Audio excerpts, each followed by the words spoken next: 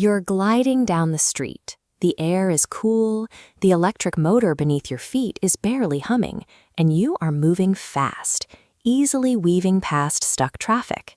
Then the sky turns a deep shade of purple, the wind picks up, and a single heavy drop of water hits your display screen.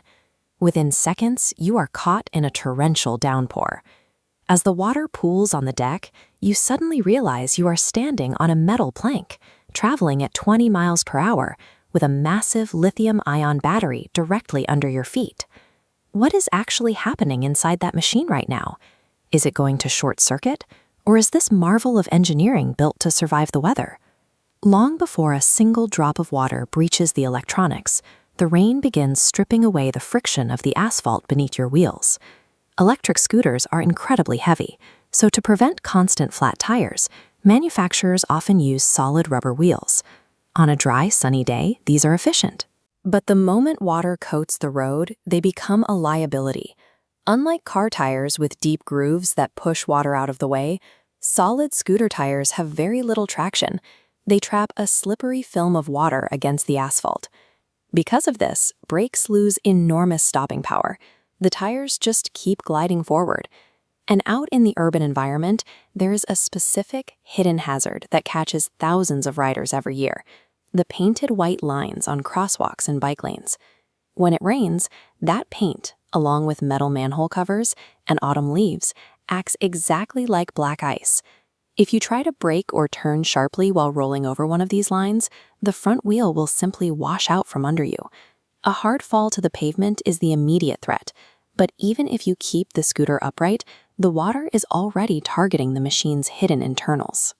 To understand the battle happening beneath your feet, look at the code hidden in your scooter's manual, the Ingress Protection, or IP rating.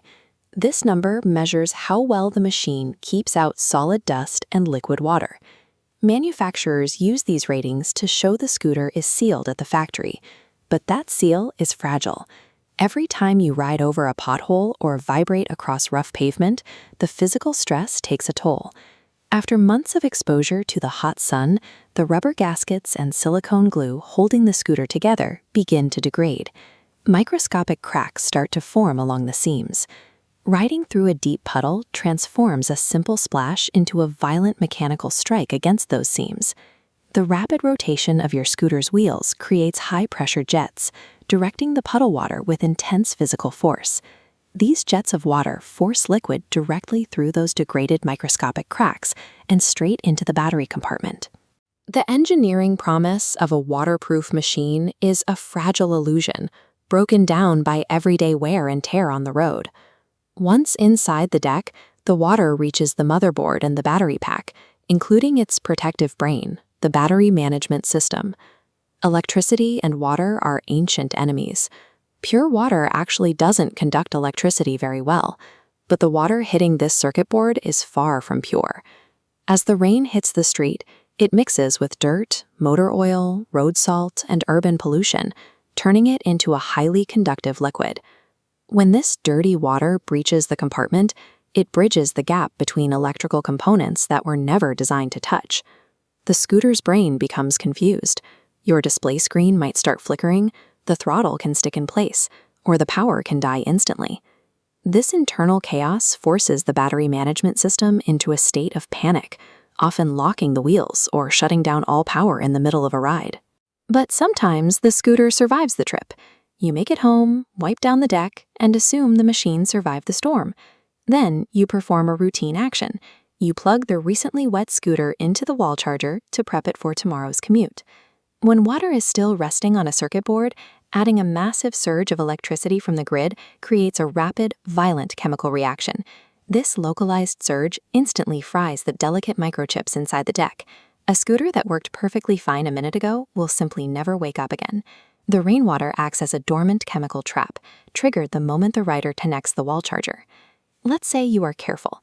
You ride slowly, you avoid the puddles, and you wait a few days for the machine to completely dry before you charge it again.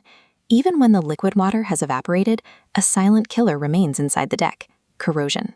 Evaporating rainwater leaves behind microscopic deposits of road salts and corrosive minerals, permanently lodged inside the housing and the motor.